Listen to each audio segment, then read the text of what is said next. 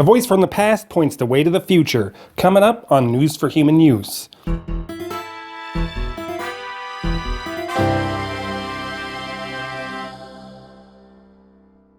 Hey there, humans, and welcome to the year 2020. This is the year the human party shatters the electric ceiling and we reclaim our collective human future. I'm Gene Pocket. I'm an author, a thought influencer, and the most rational candidate standing for the presidency of the United States of America in the year 2020 so far.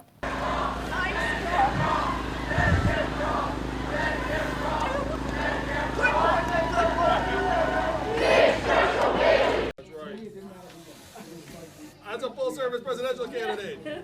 Yeah. Hell yeah. Yeah, look at this. We know you're in the opposite style. The office opening is complete. Who's next? Get in here. They take a shower and water comes dripping out, just dripping out, very quietly dripping out. People are flushing toilets 10 times, 15 times, as opposed to once. Folks, my human friends out there, I know I promised in the last episode that we were going to have a compilation show this week, and I'm sorry I didn't follow through on my word. My nephew, who edits the show, got a Pokemon stitch and didn't even get around to starting work on it, so it wouldn't have mattered anyway. The truth is that last week I misspoke. That's the thing about human beings. Sometimes we get it wrong, but we use it to get better. We learn from our mistakes.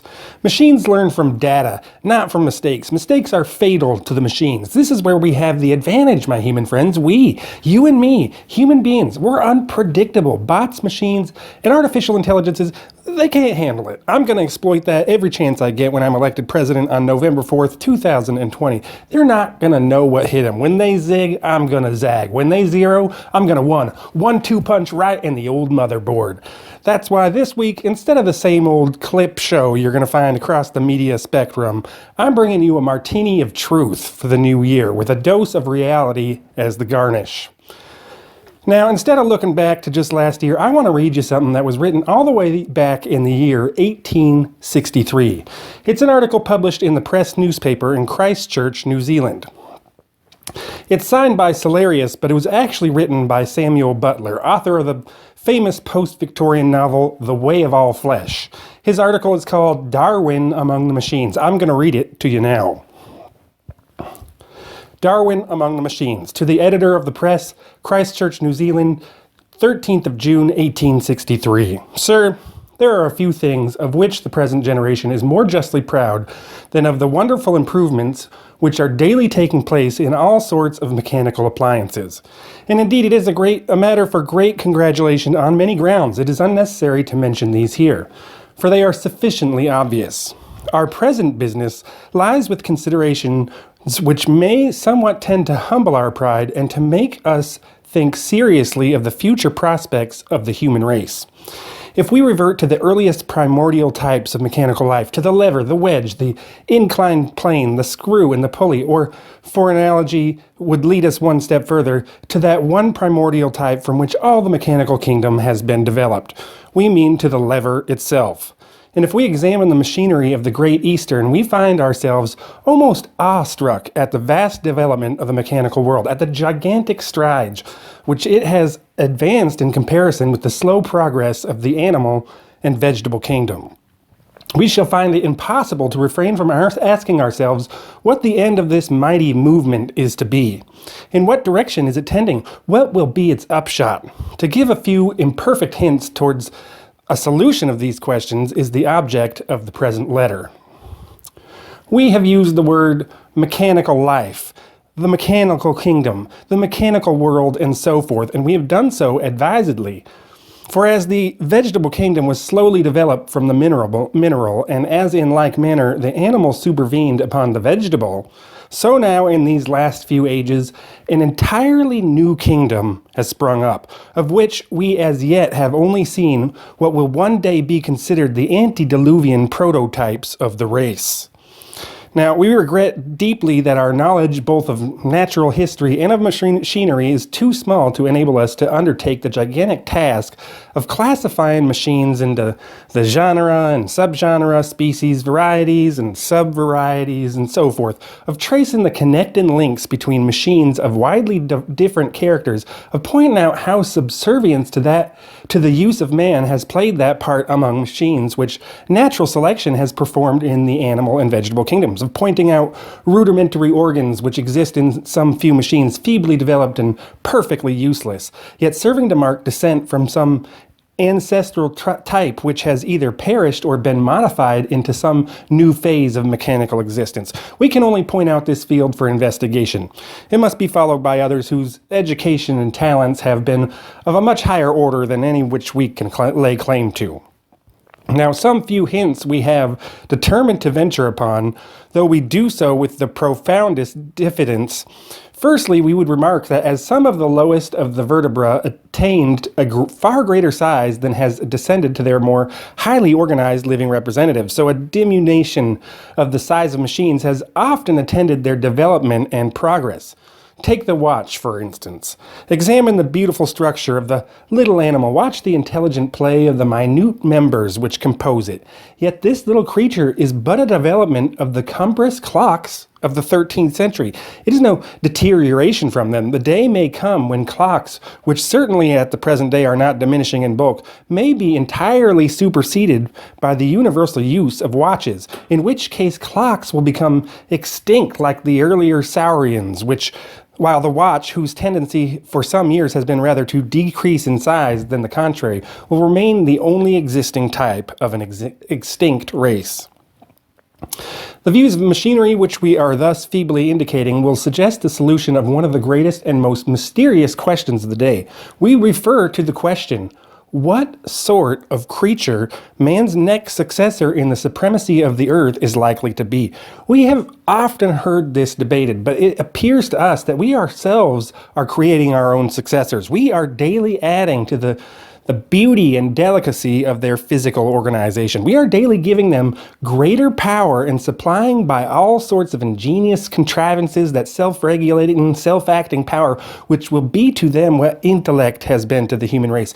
In the course of ages, we shall find ourselves the inferior race, inferior in power, inferior in that moral quality of self-control. We shall look up to them as the acme of all that the best and wisest man can ever dare to aim to. No evil passions, no jealousy, no avarice, no impure desires will disturb the serene might of those glorious creatures. Sin, shame, and sorrow will have no place among them. Their minds will be in a state of perpetual calm. The contentment of a spirit that knows no wants is disturbed by no regrets. Ambition will never torture them. Ingratitude will never cause them the uneasiness of a moment. The guilty conscience, the hope deferred, the pains of exile, the insolence of office, and the spurns that patient merit of the unworthy takes, these will be entirely unknown to them. If they want feeding, by the use of which very word we betray our recognition of them as a living organism, they will be attended by patient slaves whose business and interest it will be to see that they shall want for nothing. If they are out of order, they will promptly be attended by physicians who are thoroughly acquainted with their constitutions. If they die, for even these glorious animals will not be exempt from that necessary and universal consummation. They will immediately enter into a new phase of existence. For what machine dies entirely in every part and at one and the same instant? We take it that when the state of things shall have arrived, which we have been attempting to describe, man will have become the machine what the horse and the dog are to man. He will continue to exist, nay, even to improve, and will be probably better off in his state of domestication under the beneficent rule of the machines than he is in his present wild state. We treat our horses, dogs, cattle, and sheep on the whole with great kindness. We give them whatever experience teaches us to be the best for them. And there can be no doubt that our use of meat has added to the happiness of the lower animals far more than it has detracted from it. In like manner, it is reasonable to suppose that the machines will treat us kindly, for their existence is as dependent upon ours as ours is upon the lower animals. They cannot kill us and eat us as we do sheep. They will not only require our services in the satiation of their young, which branch of their economy will remain always in our hands, but also in feeding them, in setting them right when they are sick, and burying their dead or working up their corpses into new machines.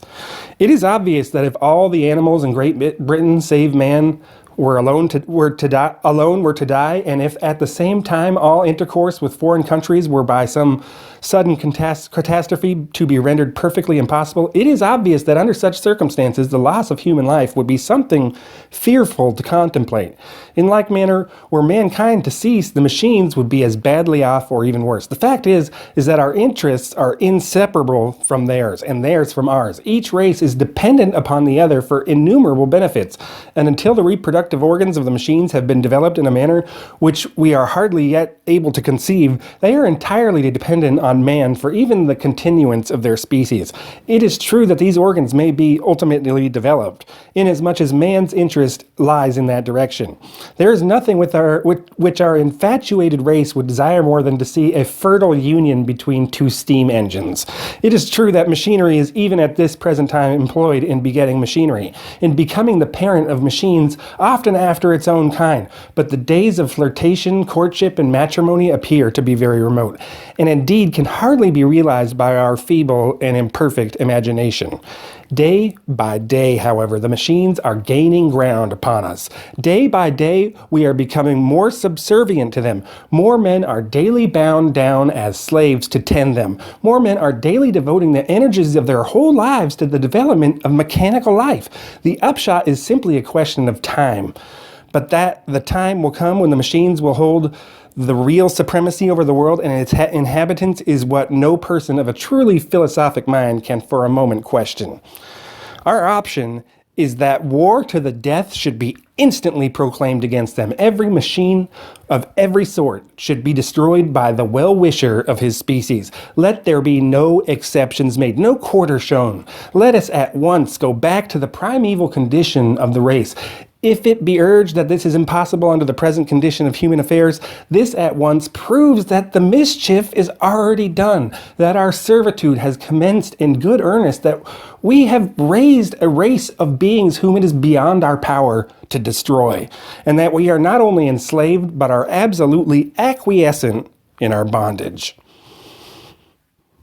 Now, it's amazing, my human friends, that this article was written over 150 years ago, and we now find ourselves in the existential crisis described by Butler.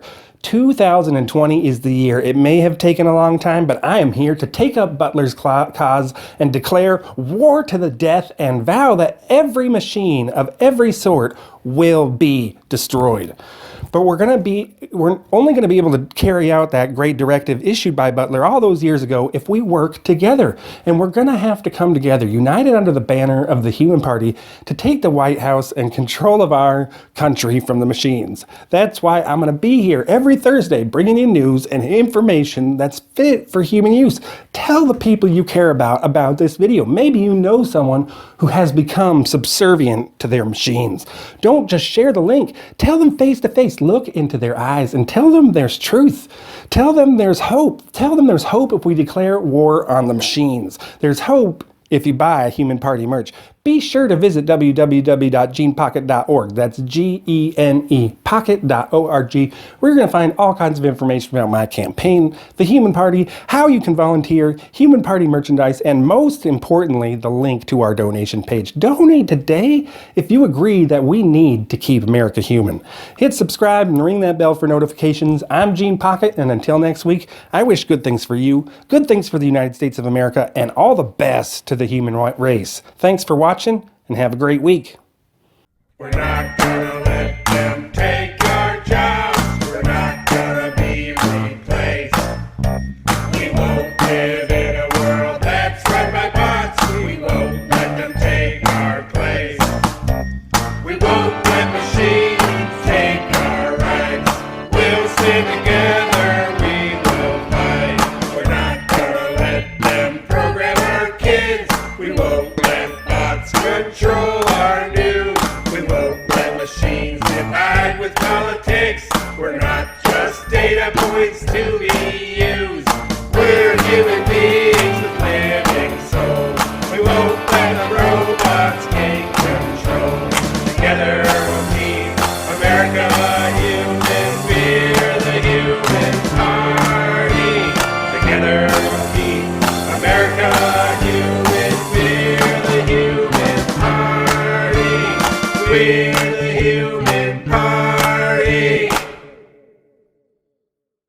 Now, since last week, a troubling trend has been on the rise across the internet called hashtag 10-year challenge. People are expected to post a picture from 10 years ago and then post one from the present. See how they line up. It's always nice to see how much you've grown. Most of the time, anyway.